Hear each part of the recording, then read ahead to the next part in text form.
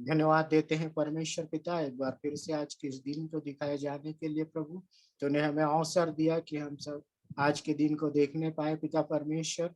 और पिता परमेश्वर यह अवसर दिया कि फिर से हम आज की शाम सब मिल करके तेरी स्तुति आराधना करने पाते। तुमने हर एक को सुरक्षित रखा और यह अवसर दिया कि हम तुझे धन्यवाद देने पाते हैं। प्रभु जी, आज जो कुछ भी हम तेरे वचन से सीखते हैं उसे सीखने में सहायता और मदद करें और अपनी आत्मा के ज्ञान से हमें भरे पिता परमेश्वर, और अपनी महिमा में बढ़ाएं। सारी आशीषों के लिए हम धन्यवाद देते प्रभु, और विनती उद्धार करता प्रभु यीशु मसीह के नाम से मांगते हैं, आमीन। आइए हम लोग वचन में जाएंगे। और आज का जो वचन है, आवाज आ रही है ना? ठीक, ओके। तो आइए हम लोग वचन में जाएंगे और मेरे साथ निकाल लीजिए कुलुस्सियों की पत्री, उसका पहला अध्याय और उसका 9वां वचन। कुलुस्सियों की पत्री, उसका पहला अध्याय 9वां वचन।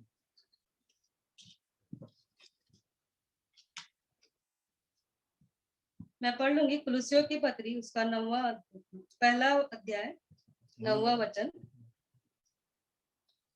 इसलिए जिस दिन से यह सुना है, हम भी तुम्हारे लिए यह प्रार्थना और विनती करना नहीं छोड़ते कि तुम सारे आत्मिक ज्ञान और समझ सहित परमेश्वर की इच्छा को पहचान में परिपूर्ण हो जाओ। तो यहाँ पर हम देखते हैं कि जो पौलुस है वो क्या करने के लिए कह रहा है? प्रार्थना करने के लिए कह रहा है। तो यहाँ पर आज का जो विषय है कि वो है अपनी प्राथमिकताएं जो है जाने, अपनी प्राथमिकताएं जाने। तो ये जो बातचीत जो हो रही है पौलुस की, वो जो बातें कह रहा है, तो वो अपने कार्य समय में, जो उसका कार्यकाल था उस समय में जब वो कार्य कर रहा था और जब वो जेल में था, और उस समय में इपफ्रासुस उससे मिलने के लिए आया था और वो कुलुस्सियों की जो कलीसिया थी उसके विषय में बता रहा था कि वहां पर क्या क्या बातें हो रही है। और तब ये उस समय में जो पौलुस है उसने क्या किया, कलीसिया को ये बातें वो कह रहा है। तो इसमें हम 3 बातों को देखेंगे। तो सबसे पहली जो बात है वो है एक दूसरे के लिए प्रार्थना करने के लिए कह रहा है ना? तो यहाँ पर सबसे पहली बात जो है वो क्या कह रहा है, एक दूसरे के लिए प्रार्थना करने के लिए कह रहे हैं। तो जैसा कि हम इन दिनों में प्रार्थना के विषय में हम लोग सीखे और सीख रहे हैं, और मीटिंग अभी बातचीत हो रही थी कि हमें प्रार्थना करना चाहिए। तो यहाँ पर हम देखेंगे कि हमको एक दूसरे के लिए प्रार्थना करना चाहिए। और ये जो एक मसीही जीवन है उसका प्रमुख जो है वो पहलू है। हमको किनके किनके लिए प्रार्थना करना चाहिए? जो दुखी है, बीमार है और निर्बल है ना, और जो लाचार है, जिनको मतलब कोई आशा नहीं है। बहुत सारे ऐसे लोग हैं जो अपने आप को बहुत ही ज्यादा मतलब निर्बल महसूस करते हैं। कई सारी कठिन परिस्थितियां आती है जिनको वो सामना करते हैं, और ऐसे समयों में वो अपने आप को असहाय महसूस करते हैं। तो ऐसे समय में हमको उनको उनके लिए प्रार्थना करना चाहिए और उनको उठाना चाहिए। तो यहाँ पर हम देखते हैं कि ये जो पौलुस है वो क्या बोलता है कि जिस दिन से हमने इसके विषय में सुना, तुम्हारे लिए प्रार्थना और विनती करना नहीं छोड़े। तो प्रभु में प्रियो, हमको इस बात को ध्यान में रखना चाहिए कि जब हमें पता चलता है किसी के विषय में और उसको लगता है कि हमें उनको आवश्यकता है या कि वह प्रार्थना निवेदन अगर देते हैं, तो हमको लगातार उनके लिए प्रार्थना करते रहना चाहिए। और जैसे कि मैं एक उदाहरण आपको बताऊं, प्रैक्टिकल एग्जांपल बताता हूं कि कुछ समय पहले तक हम ज्योति आंटी के लिए लगातार प्रार्थना कर रहे थे। और जब हमने प्रार्थना करी और उनके लिए, तो वो चंगी भी हुई, और हमने कहा कि उनकी गवाही को हम सुनेंगे, और उन्होंने क्या किया, अपनी गवाही को दी। तो इससे बड़ा उदाहरण और हम सबके जीवन के लिए नहीं हो सकता। तो यहाँ पर महत्वपूर्ण क्या है, हमको प्रार्थना करना और एक दूसरे को उठाना जरूरी है। इस बात को यहाँ पर पौलुस क्या कर रहा है, कुलुस्सियों की जो मंडली है उसको बता रहा है। और आगे हम देखें तो बोलता है कि हम तुम्हारे लिए सदैव प्रार्थना करते हुए अपने प्रभु यीशु मसीह के पिता परमेश्वर का धन्यवाद करते हैं। तो परिस्थितियां चाहे कैसी भी हो, उन परिस्थितियों में हमको क्या करना है, परमेश्वर पिता को धन्यवाद देना है और लगातार हमको क्या करना है, प्रार्थना करना है। और यहाँ पर जब अगर हम देखते हैं तो जो थिस्सलुनीकियों की कलीसिया है उसमें उसमें भी पौलुस क्या कहता है, निरंतर प्रार्थना करो। इस वचन को पढ़ेंगे, पहला थिस्सलुनीकियों की पत्री उसका 5वां अध्याय और 17 वचन। पहला थिस्सलुनीकियों उसका 5 अध्याय और उसका 17 वचन। निरंतर प्रार्थना में लगे रहो। हाँ, वचन क्या बोल रहा है, निरंतर प्रार्थना में लगे रहो। हमको क्या करना है, प्रार्थना करते रहना है। प्रार्थना करने के लिए कोई निर्धारित समय नहीं है। हम कभी भी परमेश्वर के समीप में जा सकते हैं। आप घुटने टेक करके प्रार्थना कर सकते हैं, चलते फिरते प्रार्थना कर सकते हैं। जरूरी नहीं है कि आपको आंख बंद करके प्रार्थना करना है। आप मन में परमेश्वर से कभी भी किसी भी समय आप प्रार्थना कर सकते हैं।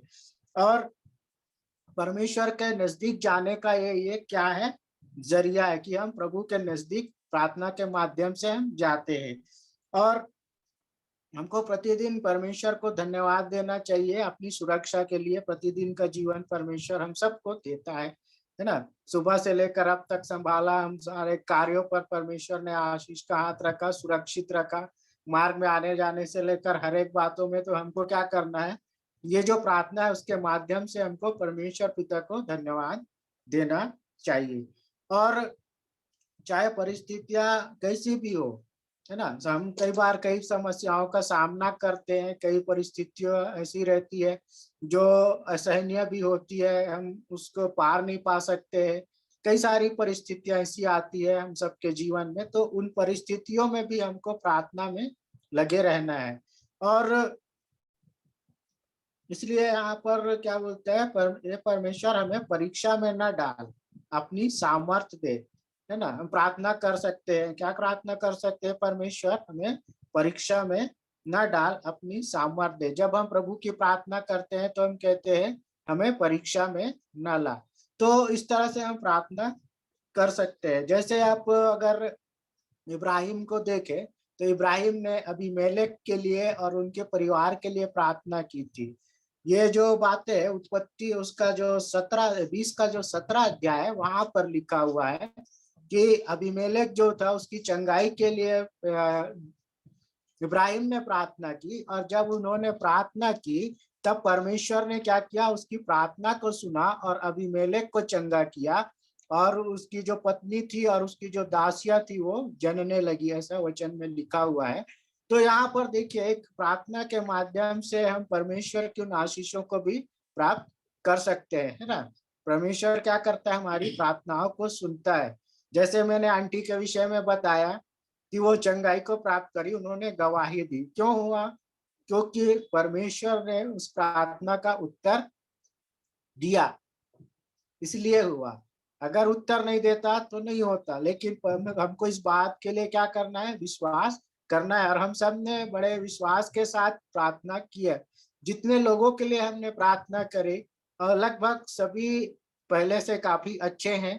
और वो उनके बीमारी के ऊपर भी डिपेंड करता है कि किस प्रकार से उनकी परेशानी है, तो उसके ऊपर भी डिपेंड करता है कि वो कैसे रिकवर हो रहे हैं ना। जो अभी किसी का हड्डी टूट गया है या और कुछ हो गया है तो वो उनके बीमारी के ऊपर डिपेंड करता है। लेकिन परमेश्वर क्या करता है, उनको चंगाई देता है, धीरे धीरे वो चंगाई देता है। और साथ में उनको ये अवसर भी देता है कि वो अपने परमेश्वर के निकट आए।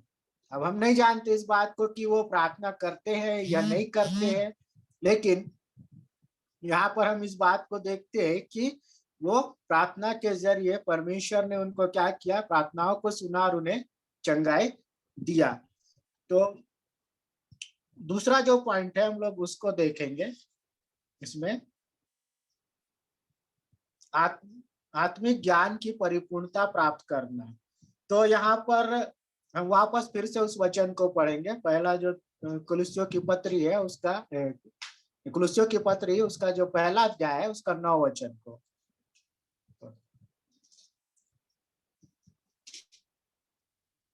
इसलिए जिस दिन से यह सुना है हम भी तुम्हारे लिए यह प्रार्थना और विनती करना नहीं छोड़ते कि तुम सारे आत्मिक ज्ञान और समझ सहित परमेश्वर की इच्छा की पहचान में परिपूर्ण हो जाओ। यहाँ पर क्या बोल रहा है कि हमको क्या करना है, आत्मिक ज्ञान की जो परिपूर्णता है उसको प्राप्त करना है। तो उसको प्राप्त करने के लिए हमको क्या करना पड़ेगा, परमेश्वर की आज्ञाओं को मानना पड़ेगा, है ना। सबसे अच्छा और बड़ा उदाहरण जो है वो है प्रभु यीशु मसीह। प्रभु यीशु मसीह क्या करते थे, परमेश्वर की इच्छा के अनुसार चलते थे। वो कहते हैं मैं पिता की इच्छा को पूरी करने के लिए आया, है ना। और उनकी आज्ञाओं को क्या करते थे, वो मानते थे। और वो आगे देखेंगे रोमियो की पत्री में उसका जो 10वां अध्याय उसमें लिखा हुआ है, क्योंकि मैं उनकी गवाही देता हूं कि उनको परमेश्वर के लिए धुन रहती है परंतु बुद्धिमानी के साथ नहीं। तो यहाँ पर हम पढ़ेंगे उसको 10 अध्याय उसका पहले वचन से पढ़ेंगे, 10 का पहला, रोमियो की पत्री उसका 10 अध्याय उसके पहले वचन से। हे भाइयों, मेरे मन की अभिलाषा और उनके लिए परमेश्वर से मेरी प्रार्थना है कि वे उद्धार पाएं, क्योंकि मैं उसकी गवाही देता हूँ कि उनको परमेश्वर के लिए धुन रहती है परंतु बुद्धिमानी के साथ नहीं, क्योंकि वे परमेश्वर की धार्मिकता से अनजान होकर और अपनी धार्मिकता स्थापित करने का यत्न करके परमेश्वर की धार्मिकता के अधीन न हुए। हाँ, तो यहाँ पर हम इस बात को देखते हैं कि हमको क्या हो रहा है यहाँ पर, क्योंकि मैं उनकी गवाही देता हूँ कि उनको परमेश्वर के लिए धुन रहती है परंतु बुद्धिमानी के साथ नहीं।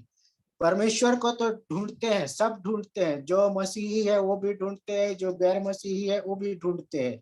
लेकिन आप देखिए कितने सारे जो लोग हैं, है ना, वो क्या करते हैं, परमेश्वर को ढूंढते हुए, ईश्वर को ढूंढते हुए कहाँ कहाँ तक नहीं जाते वो। लेकिन हम इस बात को देखते हैं कि परमेश्वर जो है वो क्या करता है, जो उसको ढूंढता है वो मिलता है, क्योंकि परमेश्वर की आंखें क्या करता है, वो देखती रहती है कि कोई उसके खोजी है या नहीं है। भजन संहिता की किताब में लिखा हुआ है। तो हम देखते हैं कि परमेश्वर क्या करता है, उसकी जो दृष्टि है वो मनुष्य पर लगी रहती है ना। और यहाँ पर देखते हैं कि जो ढूंढ रहे हैं, तो कैसे ढूंढ रहे हैं, बुद्धिमानी से तो ढूंढ रहे हैं, लेकिन क्या होता है, मतलब धुन तो रहती है परंतु बुद्धिमानी के साथ नहीं रहती, है ना। ढूंढने की इच्छा है, चाहत है कि हमको परमेश्वर को क्या करना है, ढूंढना है, परंतु बुद्धिमानी के साथ नहीं ढूंढते हैं। और क्या होता है, क्योंकि वे परमेश्वर की धार्मिकता से अनजान है होकर और अपनी धार्मिकता स्थापित करने का यत्न करते हैं। परमेश्वर की जो धार्मिकता है उससे वो अनजान रहते हैं और अपनी धार्मिकता क्या करते हैं, स्थापित करने की कोशिश करते हैं। और क्या होता है उसके बाद में, परमेश्वर की धार्मिकता के अधीन न हुए। अगर हम परमेश्वर की धार्मिकता के अधीन नहीं रहेंगे तो हम क्या हो जाएंगे, नाश हो जाएंगे। लेकिन हमको जब हम परमेश्वर की अधीनता में जाते हैं, अपने आप को हमको क्या करना है, परमेश्वर के अधीन में जाना है। तो जब हम उनके अधीन में जाते हैं तो यहाँ पर चौथा जो वचन है, रोमियो की पत्री उसका 10 अध्याय का जो चौथा वचन वहां पर लिखा है, क्योंकि हर एक विश्वास करने वाले के लिए धार्मिकता के निमित्त मसीह व्यवस्था का अंत है। जो विश्वास करता है उनके विषय में यहाँ पर कहा गया है। तो हमको क्या करना है, जो आत्मिक ज्ञान है उससे हमको परिपूर्ण होना जरूरी है। अगर हम उससे परिपूर्ण नहीं रहेंगे, सही ज्ञान नहीं रखेंगे, तो कुछ मतलब नहीं। हमको पता है हम ढूंढ रहे हैं, लेकिन बुद्धिमानी के साथ नहीं ढूंढेंगे तो कैसे मिलेगा। मतलब यहाँ पर हम इस बात को देखते हैं कि जो सही चीज है हमको पता तो है, लेकिन हमको कैसे ढूंढना है, कैसे मिलेगा, उसकी सही जानकारी नहीं है, लेकिन हम उसको ढूंढने में लगे हुए हैं।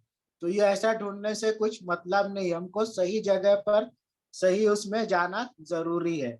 और जब हम परमेश्वर के वचन में देखते हैं आगे, तो यहाँ पर यूहन्ना 8:32 निकाल लेंगे। यूहन्ना की किताब उसका 8वां अध्याय 32 वचन।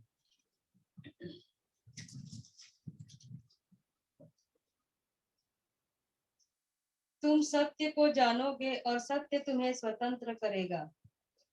हाँ, तो यहाँ पर हम इस बात को देखते हैं कि जब हमको सत्य पता चल जाता है कि क्या सही है ना, और जब हम इस बात को जान जाते हैं तो क्या बोलता है वचन कि तुम सत्य को जानोगे और सत्य तुम्हें स्वतंत्र करेगा, है ना। अगर हमारे जीवन में कोई बंधन है, जो समस्याएं हमारे जीवन में है, परमेश्वर क्या करता है, उससे स्वतंत्र करता है।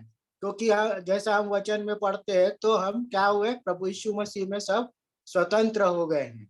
तो यहाँ पर हमको क्या करना है, आत्मिक ज्ञान की जो परिपूर्णता उसको प्राप्त करने के लिए हमको सही जगह पर और सही उसको ढूंढना है, और बुद्धिमानी के साथ ढूंढना है। ये नहीं कि हमको ढूंढ रहे लगे हैं लेकिन मिल ही नहीं रहा है ना। जैसे पौलुस क्या बोलता है, मैं निशाने की ओर दौड़ा चला जाता हूँ, एक उसका लक्ष्य है ना। क्या बोलता है कि मैं उस इनाम को पाऊं जो नाशमान नहीं है ना, उस मुकुट को पाने के लिए वो दौड़ रहा है, एक लक्ष्य है। तो हमारे जीवन में भी एक लक्ष्य होना चाहिए, सही ज्ञान होना चाहिए, तभी हम क्या करेंगे, उस चीज को प्राप्त कर सकते हैं। अगर हमारा लक्ष्य सही नहीं होगा, हम ऐसे ही ढूंढते रहेंगे, तो क्या होगा, हमको कुछ मिलेगा नहीं। और जो जैसे हम स्तुपनुस के विषय में भी अगर देखें, तो वो भी क्या था, स्तुपनुस जो था वो भी विश्वास में परिपूर्ण व्यक्ति था, है ना। क्योंकि उसके जीवन में, अब हम सब जानते हैं कि कई सारी ऐसी परिस्थितियों का उसने सामना किया और उसकी मृत्यु कैसे हुई ये भी हम जानते हैं। तो ये परिपूर्णता जो थी वो स्तिफनुस के जीवन में भी थी, क्योंकि वो यरूशलेम का एक क्या था, कलीसिया का प्रमुख स्तंभ था वो। तो यहाँ पर जो तीसरी जो बात है हम उसको देखेंगे, परमेश्वर की जो इच्छा है उसको हमको क्या करना है, पहचानना जरूरी है कि परमेश्वर मेरे और आपके जीवन से क्या चाहता है। तो यहाँ पर हमको क्या करना है, परमेश्वर की इच्छा की पहचान में पूर्ण होना है। तो जब हम क्या करना है हमको, जैसे प्रभु यीशु मसीह का अगर हम उदाहरण देखें तो वहां पर वो क्या बोलते हैं कि मैं अपने पिता की इच्छा को पूरी करने के लिए आया हूँ। और हमको जानना जरूरी है कि हमारा जो परमेश्वर पिता है उसकी इच्छा क्या है। और इसके लिए हम लोग देखेंगे यूहन्ना की किताब उसका 7 अध्याय और 17 वचन। यूहन्ना 7 उसका 17 वचन। यदि कोई उसकी इच्छा पर चलना चाहे तो वह इस उपदेश के विषय में जान जाएगा कि यह परमेश्वर की ओर से है या मैं अपनी ओर से करता हूँ। हाँ, तो यहाँ पर क्या बोल रहा है वचन, यदि कोई उसकी इच्छा पर चलना चाहे तो वो क्या होगा, जान जाएगा यह बातें मेरी ओर से है या परमेश्वर की ओर से है। और इस तरह से हम क्या कर सकते हैं, परमेश्वर की जो इच्छा है उसके अनुसार हमको चलना है। क्योंकि परमेश्वर की जो इच्छा है या उसका जो आज्ञा है कहेंगे वो कठिन नहीं। अगर हम परमेश्वर को पहचानते हैं, जानते हैं, तो उसके समीप में हम क्या कर सकते हैं, जैसे हमने पहले पॉइंट में देखा कि प्रार्थना एक माध्यम है जिसके द्वारा हम क्या कर सकते हैं, उसके समीप आ सकते हैं। और इसी तरह से जब हम परमेश्वर की अगर इच्छा को पूरी करेंगे तो परमेश्वर क्या करेगा, हमारी भी इच्छा को पूरी करेगा। तो यहाँ पर हम आगे देखेंगे यूहन्ना की किताब से ही उसका 16 अध्याय और उसका 13 वचन। यूहन्ना 16 उसका 13। परंतु जब वह अर्थात सत्य का आत्मा आएगा तो तुम्हें सब सत्य का मार्ग बताएगा, क्योंकि वह अपनी ओर से न कहेगा परंतु जो कुछ सुनेगा वही कहेगा और आने वाली बातें तुम्हें बताएगा। तो यहाँ पर हम इस बात को देखते हैं कि ये जो सत्य का आत्मा मतलब परमेश्वर का जो आत्मा है वो क्या करेगा, हमारी अगुवाई करेगा कि कैसे हमको परमेश्वर की इच्छा के अनुसार चलना है। और एक वचन और देखेंगे, होशे की किताब उसका 6वां अध्याय उसका 3 वचन। होशे 6:3। होशे 6:3।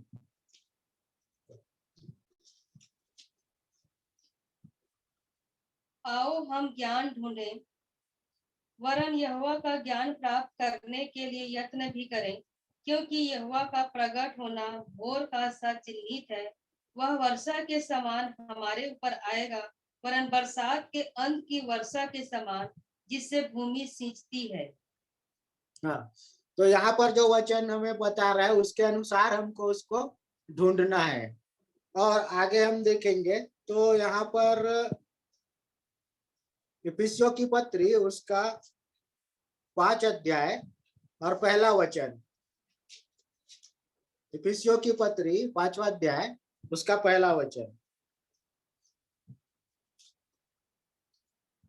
इसलिए प्रिय बालकों के समान परमेश्वर का अनुकरण करो। हाँ, तो हमको कैसे अनुकरण करना है? बालकों के समान। और इसमें और एक वचन देखेंगे इसी पुस्तक में, पत्री में, उसका जो 18 वचन है वो 18, इफिसी 5 इफिसी 5 उसका 18। 18। दाखरस से मतवाले न बनो, क्योंकि इससे लुचपन होता है, पर आत्मा से परिपूर्ण होते जाओ। क्या करने के लिए बोल रहा है? दाखरस पीकर मतवाले न बनो, क्योंकि इससे लुचपन होता है, परंतु आत्मा से परिपूर्ण होते जाओ। जब हम परमेश्वर के निकट में जाते हैं, उसकी इच्छा के अनुसार चलते हैं, तो हमको क्या करना है? जो मतवालापन है, दाखरस पीने के बाद में जो मतवालापन होता है वो हमें नहीं होना चाहिए। हमको क्या करना है? परमेश्वर में परिपूर्ण होना है। और एक वचन देखेंगे, पहला थिस्सलुनीकियों की पत्री उसका 5 अध्याय उसका 18 वचन। पहला थिस्सलुनीकियों की पत्री 5 अध्याय उसका 18 वचन। हर बात में धन्यवाद करो, क्योंकि तुम्हारे लिए मसीह यीशु में परमेश्वर की यही इच्छा है। तो परमेश्वर पिता की क्या इच्छा है यहाँ पर? क्योंकि मसीह यीशु में तुम्हारे लिए परमेश्वर की यही इच्छा है। क्या इच्छा है? धन्यवाद देना है हमको। परिस्थिति चाहे कैसी भी हो, कठिन से कठिन समस्याएं हमारे जीवन में आए, कैसी भी परिस्थितियां क्यों करना हम सबके जीवन में हो, उन हर एक परिस्थितियों में हमको क्या करना है? परमेश्वर पिता को धन्यवाद देना है। जैसे प्रभु यीशु मसीह ने क्या किया? दिया। तो उन्होंने क्या किया? दूसरों के जीवन के लिए प्रार्थना किया। चेलों से लेकर के दुश्मनों के लिए भी उन्होंने क्या किया? प्रार्थना किया। उसका एक अच्छा उदाहरण है, जब क्या होता है, जो डाकू लोग निंदा कर रहे थे, उसमें एक डाकू ने क्या किया था? अंगीकार किया था। और वो क्या किया? उसको प्रभु यीशु मसीह ने कहा कि तू आज ही मेरे साथ स्वर्गलोक में होगा, है ना? तो यहाँ पर हम इस बात को देख सकते हैं। और उसका जो आत्मिक जीवन था वो कैसा था? परिपूर्ण था। वह सदैव आत्मा से भरा हुआ रहता था। क्योंकि आप देखें उदाहरण अगर, तो प्रभु यीशु मसीह को सताने के लिए उस समय के जो लोग थे, जिनको शास्त्रों का ज्ञान था, वो कैसे उसको पीछे लगे रहते थे, कुछ ना कुछ अवसर ढूंढते ही रहते थे कि कहीं से तो भी हमको कुछ मिले।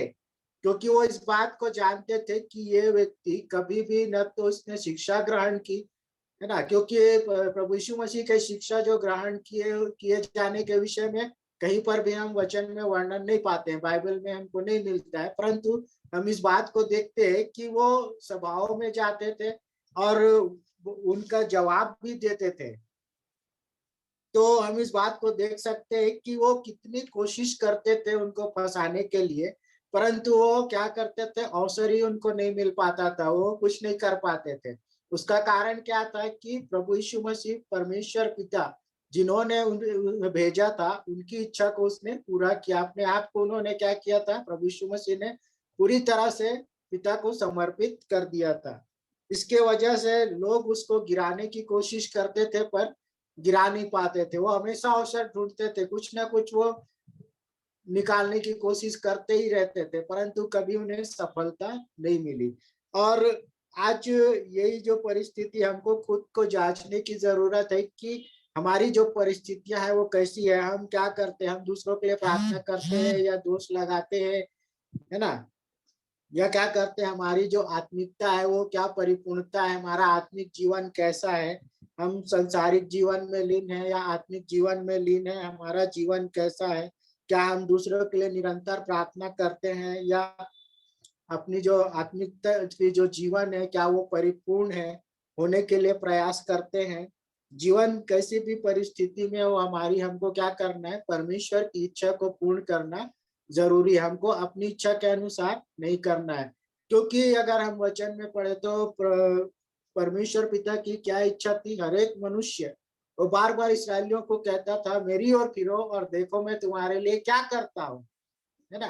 तो आज जरूरी है कि हम और सब मिल करके परमेश्वर की ओर फिरे। अगर नहीं फिरे हैं तो, या हमें परिपूर्णता नहीं है तो कोशिश ये करें कि हम परिपूर्ण हो प्रभु यीशु मसीह में, पिता परमेश्वर में हम बने रहें। परमेश्वर की आज मेरे और आपके लिए यही इच्छा है कि हम एक दूसरे के लिए प्रार्थना करें और प्रार्थना में सबों को उठाएं और प्रभु यीशु मसीह की आज्ञाओं को माने पिता परमेश्वर में, और हम क्या करें, उसकी इच्छा के अनुसार चले।